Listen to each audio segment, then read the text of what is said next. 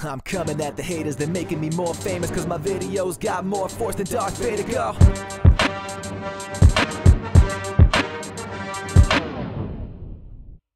Ladies and gentlemen, welcome to the Battlefront Bazaar, your one-stop shop for all things Star Wars Battlefront. It's your boy, Turkish Delight, and today we're going to be taking a deep look into the news that just got announced regarding Part 2 of the Han Solo season.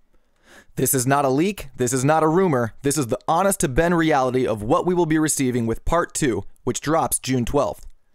Ben Walke took to the forums with another community transmission to finally give us all the information we've been patiently waiting for. I'll be reading directly from the transmission because it's scripted out pretty nicely actually, and then I will give my thoughts on everything we will be receiving with Season 2, Part 2. I will leave the transmission linked in the description so that you can read along with me or just read it in your own time. But with that, let's jump right into it. Reading off the transmission, it states, "The Han Solo season is underway and we're back with another community transmission to tell you a little bit more about what's coming in June, more specifically on June 12th. Starting off the list of content, we have Planet Kessel. Located in the Outer Rim and known for producing the valuable hypermatter coxium, Kessel is a planet with a lot of history within the Star Wars universe, and we're excited to be bringing it to Star Wars Battlefront 2. You'll be taking to Kessel across several different game modes: Arcade, Blast, Hero Showdown, Heroes vs. Villains, and Extraction. Did we mention that's coming back? See, I told you they scripted this pretty well. Extraction. The rebels have located shipments belonging to the Empire and must escort it to their transport ship. Unfortunately for the rebels, the Empire has learned of their plans and have set out to stop them, deploying troopers of their own. Victory occurs when either the rebels escape with the shipment or the time runs out, in which case the Empire will steal the win. Extraction on Kessel offers a real team play-oriented experience, with gameplay taking place in the tight corridors of the Kessel mines and culminates in the open area outside the mine. You will be able to play Extraction across both Jabba's Palace and Kessel, and if you're at EA Play, you will be able to play Extraction in the Star Wars Battlefront 2 area of the FanFest. Next up on the list of content, we have new appearances.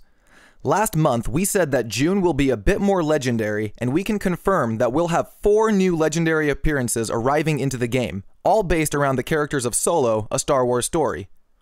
Han Solo will be receiving 2 legendary appearances, Corellia Escape and Beckett's Crew.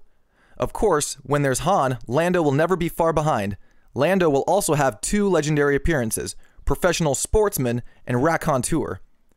Finishing up the new appearances for June will be Chewbacca with his epic Vandor heist look. So it looks like that leak that talked about these 5 skins was actually pretty accurate. I'm assuming the Raconteur look for Lando is going to be that colorful Hawaiian looking shirt that he wore at the end of the movie.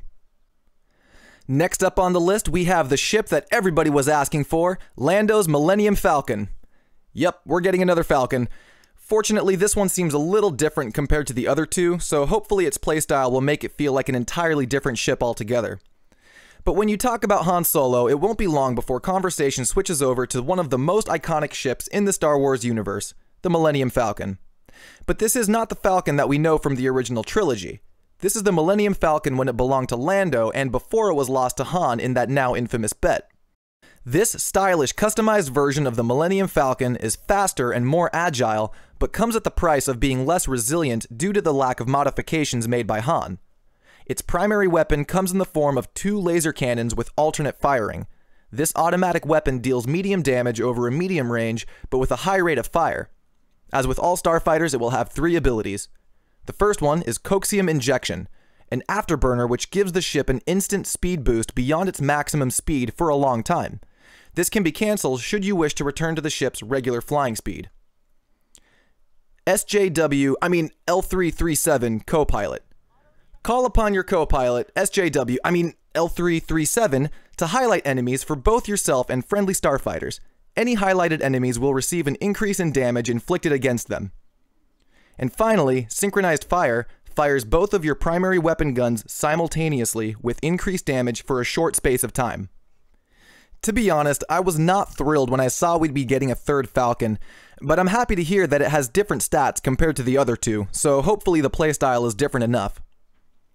Next up, we have more menu updates. In May, we released an update to the menu that removed the hologram effect. One of the more prominent bits of discussion around this was if we were also going to update any of the other menus.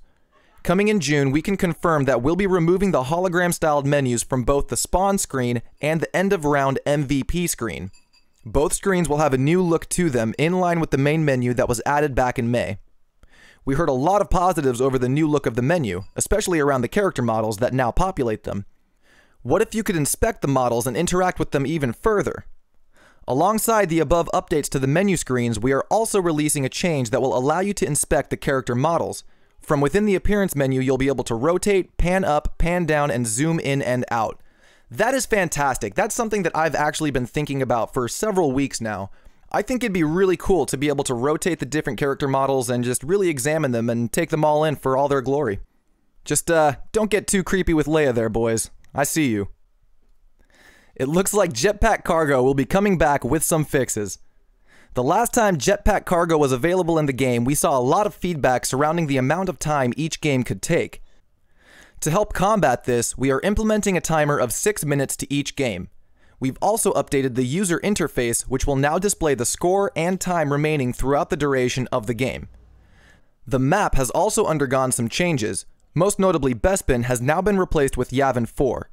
The final change we've made is that when you spawn, you no longer pick a character. Instead, you pick the weapon you want to use. We're looking forward to hearing your feedback on these changes once Jetpack Cargo returns. Next up, we have time challenges on home. Not too sure what that means, but it reads, a small quality of life addition is being added to the front menu and revolves around timed challenges. When the next update arrives, you'll notice that the timed challenges will now display on the front menu alongside the crate notification. Should you wish, you can still navigate to them via the career menu. So that's cool, just makes it a little bit easier to get to your challenges. After that, we have bug fixes, tweaks, and improvements. As usual, there's a host of fixes alongside some balance changes going into the update. You can find the full list over in the patch notes. And finally, the last item on the list is EA Play. If you're heading to EA Play on June 9th through the 11th, then you'll be able to experience Extraction on Kessel. It'll be available throughout the entire length of the show in the FanFest. The team have started to touch down into Los Angeles, and we've got more to talk about in just a few days' time. Don't miss it. Punch it! And that's the end of the transmission. Wow, we certainly have a lot to digest here, and it's nice that we are actually seeing a good chunk of content with this release. I gotta say, I'm especially excited for Extraction and Kessel. That sounds like it will bring a lot more variety to the game, and hopefully Extraction will be playable on other maps in the future, such as maybe the Administrator's Palace. I'm pretty happy with this round of content. 2 additional game modes, though they aren't exactly new, a new map, some new skins, and a playable hero ship. All things considered, for a second half of a season, this is pretty good content. It should at least keep us entertained until we get that Clone Wars content we all want, which we are sure to be hearing more about at EA Play. But that's all I have for you guys today. Finally, we got the information we've been waiting for, and though it isn't the season everyone wanted, I think the content we got with it was pretty good. Maybe not worth the entire wait, but I'm satisfied with it for now. Again, the link to the transmission will be in the description, as well as a link to the trailer for Season 2. Thank you all for joining me today. Consider becoming a subscriber to stay up to date with all content from this channel. If you enjoyed the video, give it a thumbs up, hit subscribe, and ring that bell to receive notifications of future videos. This has been Turkish Delight. I'll see you all out on the battlefront. Peace. Tequilas, margaritas, got me chilling with the divas and all of the spicy senoritas. They be dancing on the table, also graceful.